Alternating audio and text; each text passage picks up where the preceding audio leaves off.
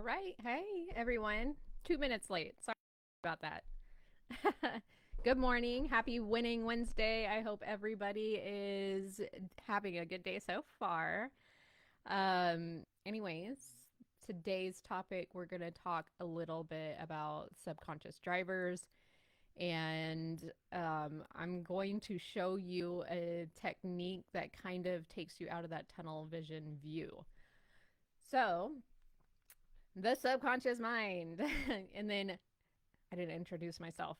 Most of you should know me because this is my group that I host, but my name is Jen Ryman. I am a certified hypnotherapist and breathwork facilitator. I am also a healthcare worker. I've been working in CT for about 8 or 9 years now.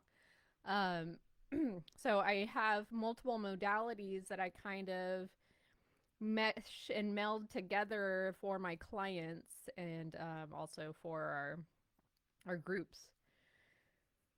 So, subconscious mind. To get into this, if anybody has ever seen that iceberg picture, it's basically like a little iceberg, and you have like this much that's sticking out above the water, and then this much that's underneath the water. What that is trying to portray is essentially your subconscious mind. So that little piece that's sticking out above the water, that little 5%, is your conscious mind. The other 95% that's underneath the water is your subconscious. So it is essentially what is driving the wheel when you are going through day to day life. It is in charge of your feelings, your reactions, your habits. It's all of this that usually stems from the ages between 1 and 7. And between the ages of 1 and 7, you are not kind of, but you are in a trance like state. It's essentially all of the information that you are gathering from the outside world, things that you were told by your parents, things that you were taught, how your interactions are between your friends and people that you know and love and respect. They implant themselves and become these almost filters so that any experience you have beyond those points in your life are filtered through that filter. So essentially, it's like a toddler or, a 7-year-old at most driving the wheel of your life, anything you experience. So your habits, your feelings, it's all filtered through this one thing. Now, the subconscious mind,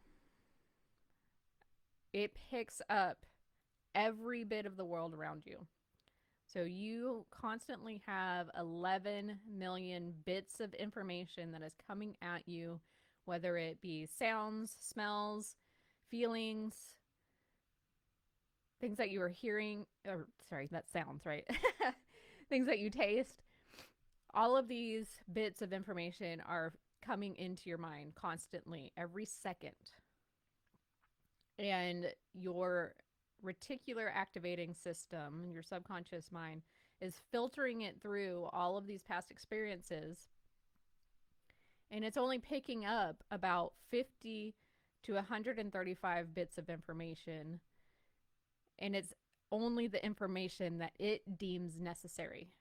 So if it is something that is helpful to you, but it's only going to pick up the stuff that is not helpful for you, you can kind of see where that's a problem, right?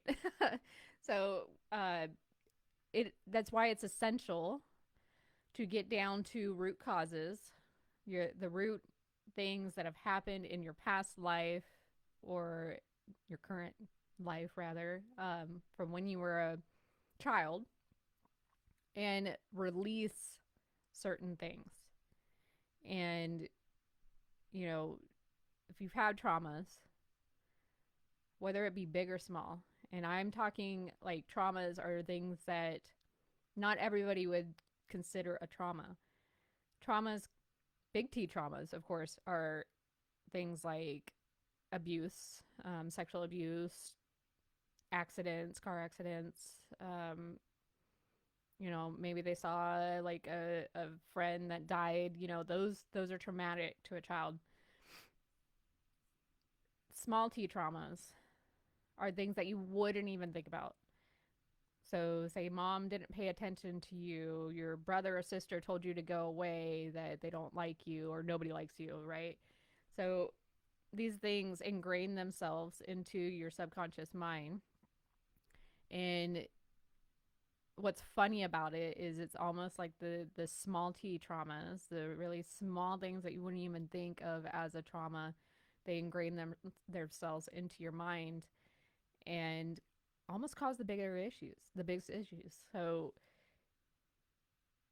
if you are having trouble with weight, with sleeping, with anxiety, with self-doubt, these are all from a root cause that is more than likely happened when you were very young.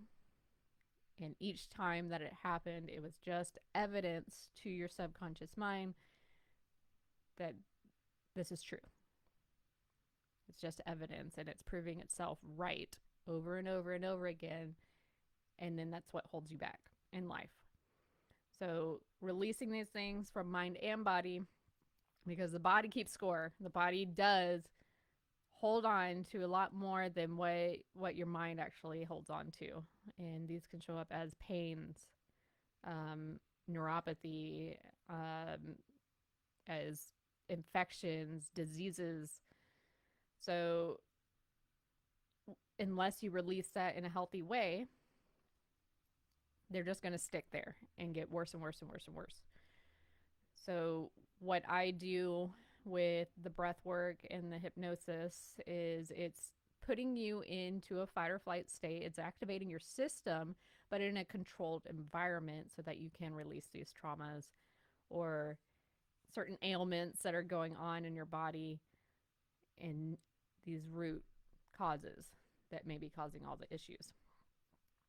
So, what I am going to show y'all is it's a little bit woo woo to just put it out there so you're aware of this, but it just it's going to show you how much your mind is capable of changing your perspective on everything.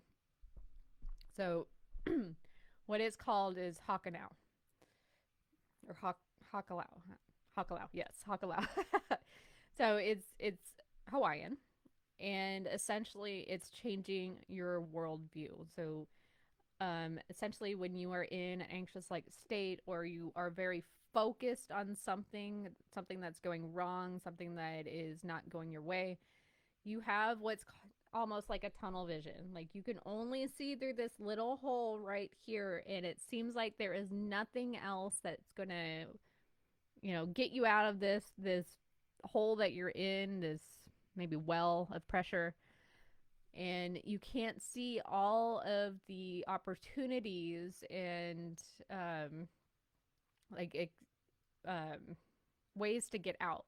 So essentially, if people are in like a financial crisis, like they are very, very focused on how much they do not have that money and how much they are, like, it's scarcity mindset, how much they need it, and it's away from it. Like what you focus on expands, so it's going to continue to show up in your life, and your subconscious is going to continue to put you into the situation because it's what it knows. And in the universe essentially is going to give you what you continue to ask for. It does not know the difference between yes, I do want this, or no, I don't want this. It just knows that you're talking about money, scarcity, that you are in debt, that you need more.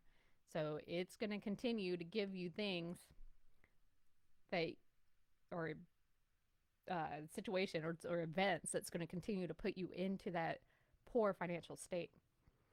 So with Hakalau, it gets that tunnel vision out of the way. So essentially, what you're going to do is you're going to look up at the wall. Of course, you have to, you're inside, right? But you want your eyes to be looking up. So I don't want you to look up like this. I want you to look up like this. You're going to look at the seam of the wall where it meets the ceiling. So that little seam right there. And you're going to focus in on it. And what you're going to do is you're going to take your hands to the very outer edge of your peripheral vision.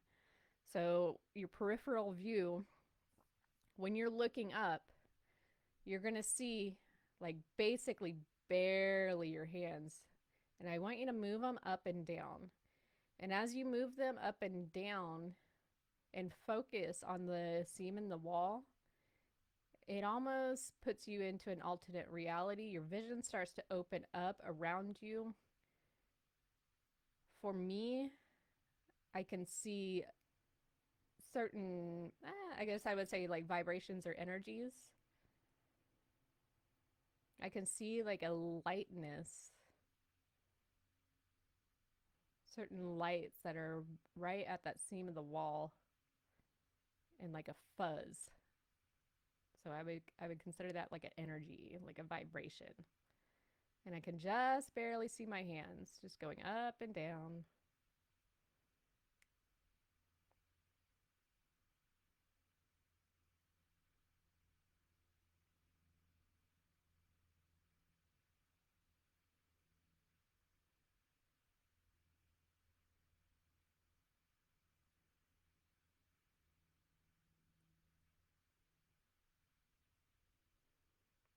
So, what this does is it puts your mind into a open to more possibilities, open to more things around you. It's allowing you to see things that can get you out of your situation that you weren't ordinarily looking at because you were in that little tunnel view of your situation.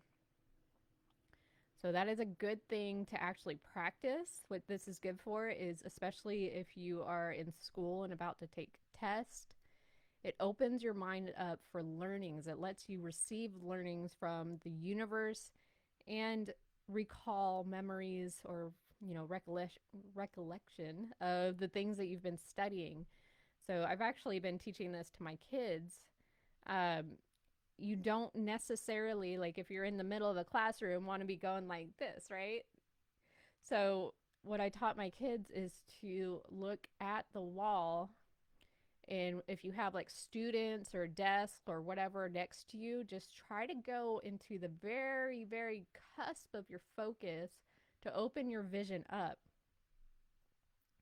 And that, again, it opens your mind up, and it also rejuvenates you. It gives you a little energy boost. Like, I don't know if y'all tried it with me, but who here couldn't use a good energy boost, right? Like just from day to day, or to be more open to possibilities and learnings and focus. So if you did that with me, I would love to see it in the chat and see, for one, what kind of feelings and what kind of things that you see from it. And for two, I also would like to know if you feel different afterwards. So I am going to pop off. That is just a short little thing I just wanted to teach y'all and talk to you about. And then for my VIPs, I'll see you in another group.